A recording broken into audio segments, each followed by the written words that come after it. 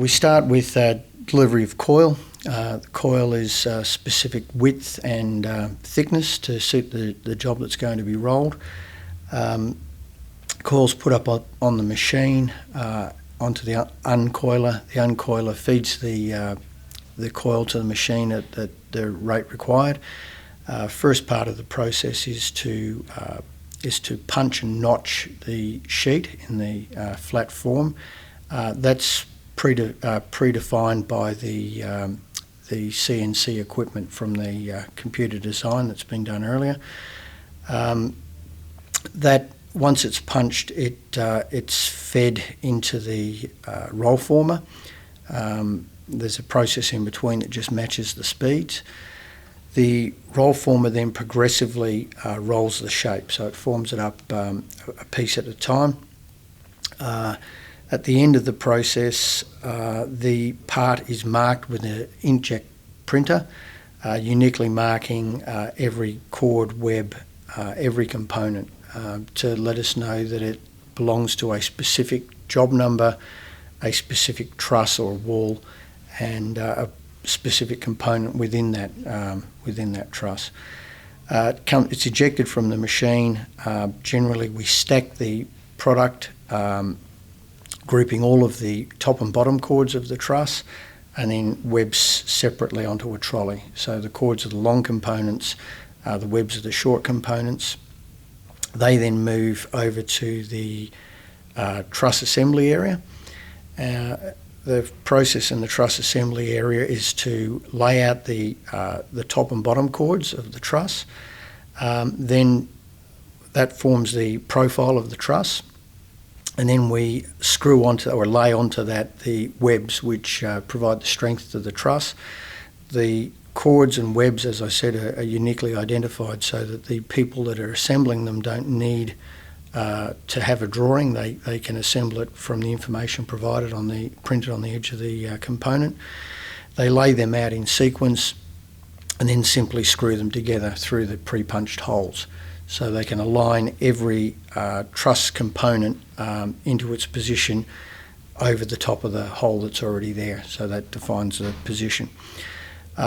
Camber's placed into the truss by using webs that are shorter, that pre-shapes the truss so it's ready to take load.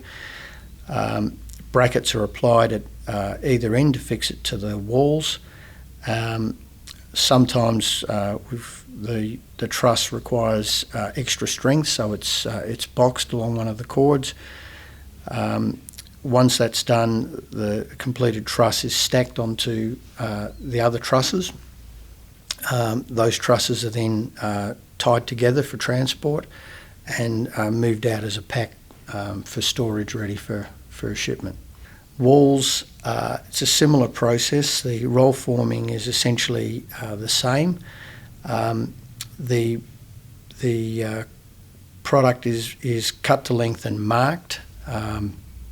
Those markings are basically taken from the drawing of the wall. It's marked onto the top and bottom plate so that the operator again doesn't need a drawing. He loads the top and bottom plate into the jig, one to the left and the other to the right hand side of the jig, and then he simply places studs into the jig. The jig clamps the wall to make sure that it's at the correct height, and that's maintained. The operator then clinches, which is a process of deforming the material through the two components so that it locks them together.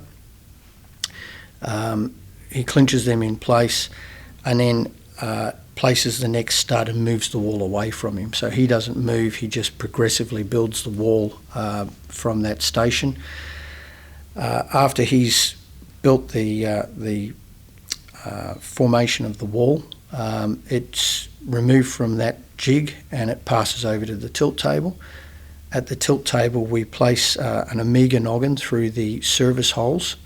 That provides rigidity to the wall, and then we use a noggin clip that's hammered into place against each stud to make sure that it's held firmly and that the wall no longer racks. The jig then goes back to the horizontal position. The wall's indexed to the next station, and that station lintel and bracing is added.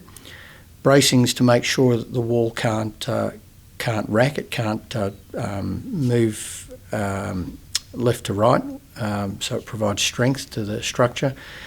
Lintel is applied over large openings to ensure that the truss load is carried down to the foundation, without endangering the structural integrity. Once they're all screwed on,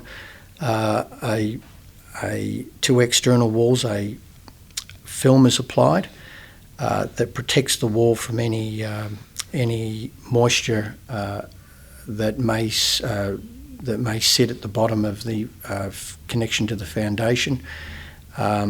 The walls are then stacked into packs. The packs are screwed together and moved out into the storage yard ready for shipment.